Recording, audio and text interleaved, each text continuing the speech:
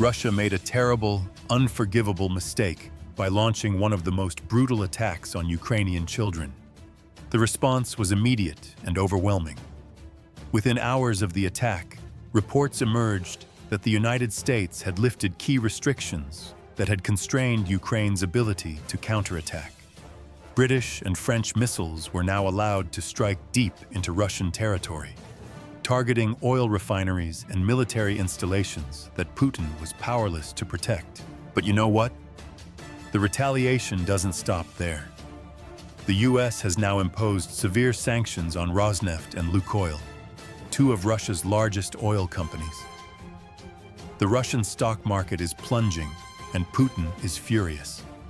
But now he has no one to blame but himself. By targeting Ukrainian children, he has forced the West to send a message that the time for talks is over. This is the moment the war gets personal. Details of the attack and the severe retaliation. It all started yesterday morning, when Putin launched one of the most brutal attacks since the start of the war. A Russian drone crashed into the kindergarten at 10:30 a.m. Ukraine time. It happened in the middle of morning school. We have footage of the attack and footage of the rescue mission that the first responders carried out immediately afterward. But even then, the Russian side was in complete denial, claiming that the whole story about the children was a NATO drama, that it was NATO's base. But let me show you the evidence, and then you judge for yourself. And here we can see the aftermath, where the rapid reaction forces are trying to evacuate all the trapped children. You can clearly hear the children calling for their mothers in the chaos. Some Russian propagandists are calling it revenge. You might ask, revenge for what? Well, let me show you. Earlier that morning, the Ukrainian armed forces used Storm Shadow missiles supplied by the UK to destroy a chemical plant in Bryansk, Russia. The plant is a key facility in Russia's military-industrial complex. It produces gunpowder, explosives, warheads, and rocket fuel. Russia was the one who initiated this aggression. That means Ukraine had every right to destroy this plant. And in retaliation, Russia targeted children in kindergartens. But according to Russia, the children were just actors, and this was a NATO facility. But what Putin has forgotten is that, while he has lost all compassion, the rest of the world still has it in their hearts. And here he has overlooked something, that the First Lady cares deeply about the children of Ukraine. It is important to remind everyone watching that just a few months ago, in July, President Trump publicly admitted that it was First Lady Melania who made him realize that Putin's promises were worthless. Let's listen. I went home, I told the First Lady. I spoke to Vladimir today. We had a great conversation. She said, "Oh, really? Another city just got attacked." So it was like, look at that. In addition, during her trip to Alaska, the First Lady sent Putin a personal letter with a very clear message. In it, she urged Putin to protect innocent Ukrainian children. But that is exactly what the Russian military has completely failed to do. They have kidnapped Ukrainian children, taken them to Russia, and arbitrarily adopted them by strangers there. Perhaps what Putin did yesterday crossed all acceptable lines. Lifting of long-range missile restrictions. In fact, just hours after the attack, we received a shocking report from the Wall Street Journal. The United States formally lifted key restrictions on Ukraine's use of long-range missiles supplied by Europe. This move coincided with President Trump's efforts to increase pressure on Moscow to come to the negotiating table to end the war. Now, I want to get into the details because the language in this report is very specific, and there is a reason for that. The United States did not authorize strikes inside Russia because Ukraine already had that right. They used drones to fly inside. But the language says that the United States lifted a key restriction. So the question is, what is that restriction? Even though these missiles were made in Europe, primarily from the UK and France, they still had to use targeting data that came from the United States. So after President Biden took office, that targeting data was withheld. That meant we didn't tell Ukraine that they couldn't attack inside Russia. The process was, if Ukraine identified a target, they would get permission from their American counterpart, and that request would go up to Pete Hegseth, who was the Secretary of War, the Senior Secretary of Defense. And if he agreed, Ukraine could attack that target using American data. But if he didn't agree, Ukraine couldn't attack that target. Even though they had the missiles, they had a license from the UK where the missiles were made, they didn't have the essential American targeting data. It's worth noting that the United States no longer has that prerogative. I don't remember the exact wording, but the power to authorize or deny an attack has now been transferred from Pete Hegseth to General Alexis Greenwich, the top US general in Europe. He's also NATO's supreme allied commander, and in my opinion, he's the better decision maker, because he's more pro-Ukraine than Pete Hegseth. That doesn't mean Paxit is anti-Ukraine, of course, but there were clearly some misunderstandings between the administration and the Pentagon, and the source of those misunderstandings is still unknown. So technically speaking, the US is not authorizing strikes inside Russia. All the US is doing is providing targeting data for targets that Ukraine is choosing, and Ukraine is using British-made missiles. This technical subtlety is important because just hours after this report was released, President Trump made this statement. Reporter: You had a social media post the other afternoon about a Wall Street Journal report being a fake story. Trump: Yeah, it's like the Wall Street Journal is fake. Less fake about finance than about rumors. Reporter: Can you confirm that my understanding of what's going on is correct? As I understand it, that story reported that we had just lifted a US restriction on intelligence. Trump: No. It says I allowed Ukraine to fire missiles deep into Russia. I didn't do that.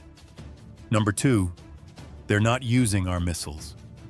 They're using, I think, European missiles or missiles from somewhere, but they're not using our missiles. And what they do, I don't control that. But I control our missiles. They're not firing our missiles. That's a fake story. The Wall Street Journal does a lot of fake stuff. Here's something interesting. Trump is no Wall Street Journal fan, but if you read the report, it doesn't say what he's claiming. It never says Trump authorized or ordered anything. What it does say is that the US has officially lifted the restrictions, which is absolutely true, because we saw a Storm Shadow missile strike on a Russian military facility, the very one we mentioned at the beginning of the video. A strike like that would only be possible if the targeting data came from the US, and that proves things are changing more deeply than people realize. But to me, it's funny that we're leaning into this narrative where we're basically saying, hey, it wasn't the United States that did this attack. It was the Europeans, it was Ukraine, it was others, but it wasn't us. Because I feel like that's a little bit like what Russia does. It's the Russian narrative, where you use half-truths to push your side. And now Russia is getting a taste of their own medicine. I'm not just saying that because of this statement. He made a similar statement later in the same press conference. Listen to this, Trump. And we're not selling any weapons to Ukraine. We're selling them to NATO. Reporter: Yes, Trump. This is different than before with Biden. He just put $350 billion in weapons and cash directly into Ukraine. And that's stupid. But we sell them to NATO, and theoretically you can do what you want with them. You don't have to be Ukraine, but probably most of it is. Trump: No. What countries are doing now is buying. There are things that are not said, but everyone knows. We cannot say that we are not selling weapons to Ukraine. We are selling them to NATO. And of course, everyone knows where they are going. That is why we are selling them. The whole process is sophisticated, but very clear. Ukraine sends a request for the type of weapons it needs. The request is passed on to the NATO commander we just mentioned. He looks at it, assesses whether the US has enough, and when all the conditions are met, he approves it. Then NATO buys the weapons and delivers them to Ukraine. Everything is covered up by formalities, but everyone knows what it really is. We know exactly why this is happening. We just don't want to admit it. And frankly, I'm happy about it. I'm Pone. This is how Russia works. They always use information warfare stories to confuse people. And now we're doing the same thing. It's much harder for Russia to blame the United States when the president says publicly, "We're not supplying weapons to Ukraine. We're supplying NATO. We're not approving attacks inside Russia. Europe is doing that." I know the Europeans may not be happy about that, but for me, it makes me happier to think that Russia is getting a taste of its own medicine. Latest sanctions. As I said at the beginning of the video, the retaliation doesn't stop there. The biggest news, of course, is the new sanctions. And the reason I call this big news is because this administration hasn't issued any new sanctions since the beginning of his term. Trump has merely extended some of the measures that President Biden announced before, but they were all just continuations. This is completely different. It's a new, bold move, and without a doubt one of the toughest sanctions packages the United States has ever imposed, surpassing even those implemented under President Biden. Trump. Today is a very big day in terms of what we're doing. Look, these are big sanctions. These are very big sanctions. They're against two of their major oil companies, and we hope that they won't last long. We hope that the war will be resolved. We just responded with respect to different forms of missiles and everything else that we're looking at. But we don't think that will be necessary. The US has imposed sanctions on Russia's Rosneft and Lukoil.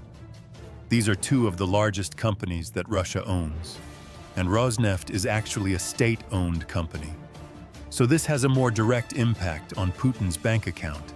Hearing all this, I'm sure the question everyone is asking is, isn't Russia already the most sanctioned country in the world? How are these sanctions different from the old ones? First of all, these are not just sanctions against Rosneft. They extend to any company in which the company holds a 50% or more stake, which means a whole host of subsidiaries, affiliates, and related entities are affected. But what is most notable is that the nature of these measures is completely different from previous sanctions. This is something we've talked about in previous videos, but that was a long time ago. At the end of 2022, I think the Western countries announced something called a price cap, which means that Russian refineries, Russian oil producers, can sell their oil, but they can't sell it above a certain price. And the price that we announced initially was $60. And a few months ago, many European countries reduced that price cap to $47. What that means is that anyone who buys Russian oil, they have to make sure that they buy below that price because otherwise they will be punished. So these are sanctions, but it's like, hey, you can drive on this road, but you can't drive over a certain speed limit. You can still drive under it, which helps a little bit, but it's not as strong as what we're announcing now. Now it's like you can't trade with them at all. You can't drive on this road at all. So any company, any country that does any kind of business with these companies will face their own sanctions. And on top of that, these companies can no longer use US dollars. So this means that Russian companies will have to do more operations to do business. And that hurts. It means that their costs will go up and their profits will go down. So the sanctions work, just not in the way that many people say they will. It's not like the Russian economy will die tomorrow, because believe me, I want it to, but it won't happen. Instead, what's happening, if I had to use an analogy, is that there's a noose around the Russian economy, and every time a new sanction is announced, the noose gets tighter. So it's not dead, but it's getting harder and harder to breathe. Now, it's not just the US sanctions. The US is also calling on its European allies like the UK, Japan, South Korea, Australia, Canada to follow suit. They're asking everyone to just implement similar sanctions. And on top of that, while this was happening, the EU passed their 19th package of sanctions on the same day. And that package is unique in that they are targeting the shadow fleet.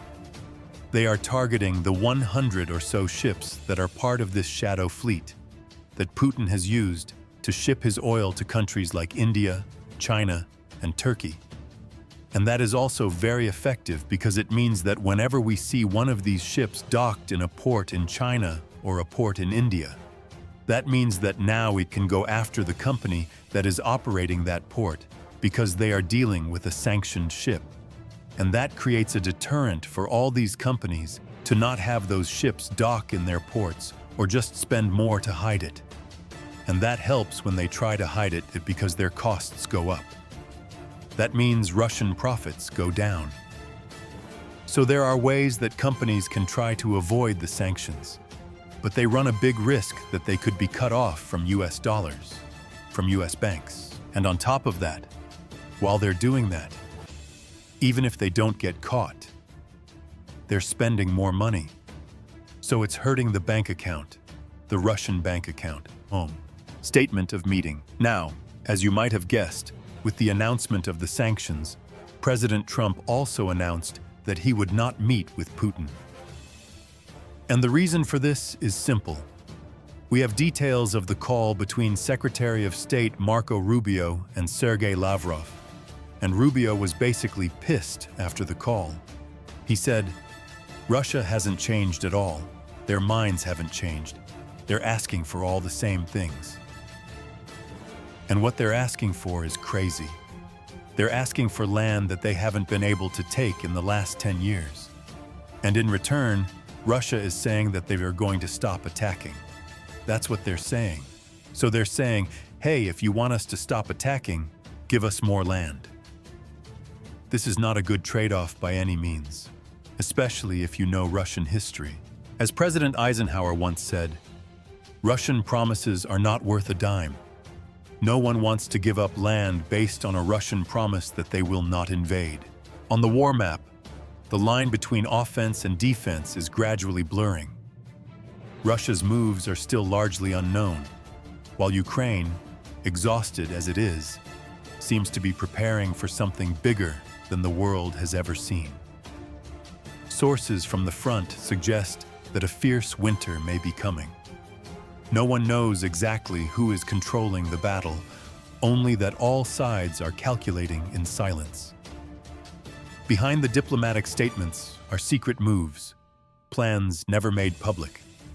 And with each passing day, the world moves closer to a new, dangerous threshold. Is this just the lull before the storm, or the beginning of an escalation not seen since World War II? The answer, perhaps, will soon be revealed. We will continue to monitor and update the latest developments. Don't forget to subscribe to the channel, because sometimes just one news you miss today can be the turning point of the whole war tomorrow.